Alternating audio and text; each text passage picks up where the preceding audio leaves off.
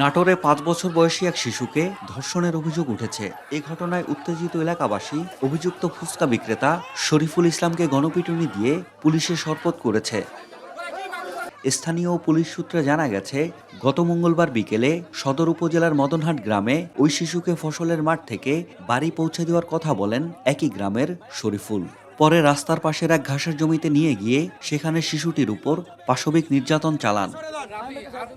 ঘটনার পর স্বজনরা শিশুটিকে প্রথমে স্থানীয় একটি ক্লিনিকে ভর্তি করেন।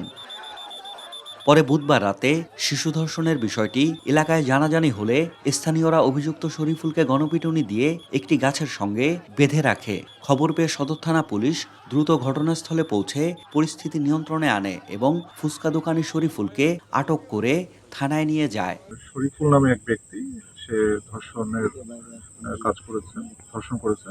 এর পরবর্তীতে স্থানীয় লোকজন শরীফুলকে আটক করে এবং পুলিশ এই খবর পেয়ে আমরা এখানে আসি এবং শরীফুলকে আমরা হেফাজতে নিয়েছি, তাকে গ্রেপ্তার করেছি এবং ভিকটিমকে আমরা চিকিৎসার জন্য এবং পরবর্তী পদক্ষেপের জন্য হাসপাতালে প্রেরণ করেছি। ভিকটিমও আমাদের হেফাজতে আছে, আসামিও গ্রেপ্তার আছে। সর্বোচ্চ শাস্তির জন্য আমরা যেভাবে আইনগতভাবে আগানো যায় সেভাবে আগে যাব। এদিকে অবশ শিশুর উপর এমন নৃশংসতায় পুরো এলাকায় চরম ক্ষোভ ও উত্তেজনা বিরাজ করছে। স্থানীয়রা এই ঘটনার দৃষ্টান্তমূলক শাস্তির দাবি জানিয়েছেন। রামিসা হত্যা হলো, কিছুদিন আগে মিডিয়াতে তোলপাড় হলো, আবার কিছুদিন চলে গেল, নতুন একটা ইস্যু হলো, ওটা চলে গেল। ওটার কোনো ধর্ষণের এই বাংলাদেশে কোনো ফাঁসি রায় কার্যকর এ পর্যন্ত হয় নাই। ধর্ষণকারী আমরা চাই দিবালোককে, মানুষের সম্মুখে ধর্ষণকারী ফাঁসি হোক।